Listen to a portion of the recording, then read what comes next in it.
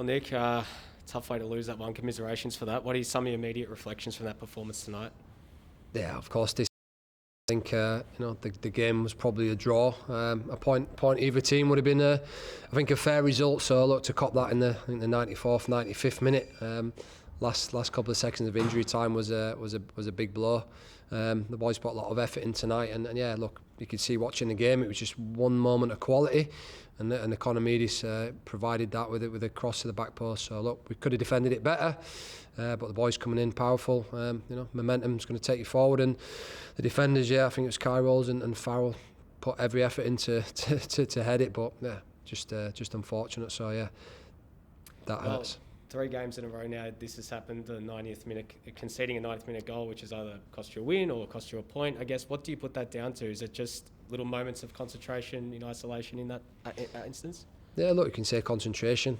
Against MacArthur, it was 2 world-class goals. World-class goal from Craig Noon in the last minute, and Perth was that was obviously a disappointing goal. But we spoke about it this week. We moved on. I thought tonight we managed the game well. It's never easy coming here. Again with the crowd and against a team like Melbourne Victory.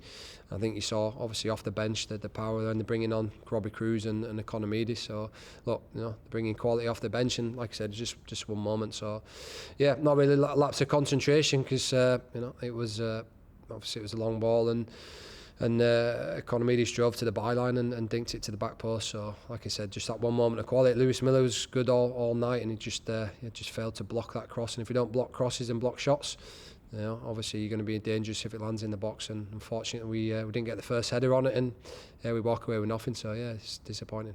Well, for the second time you've come here in a fortnight, the defence has performed brilliantly. Dan and Kai, fantastic again, the heart of defence. I guess just a word on their performances tonight. Yeah, they've been superb all season. Very consistent, and again, you're talking to 2 young players, but obviously we know the back four's young. But look, they're growing in experience every week, and like you said, it's a bit of short-term pain sometimes and a long-term gain. So them boys have been superb, and like I say, Kai for a young defender, Marshall's are back well. Back four superbly, and yeah, Dan's been great as well. So yeah, this is again disappointing for the boys. They're putting a lot of effort tonight. If we go away with a point tonight, I think myself and Tony Popovich would have probably been happy and agreed it was a point. But like I say, all credit to Victory. They kept going, and like I said, it's that one moment of quality, and we walk away with nothing. So that's football.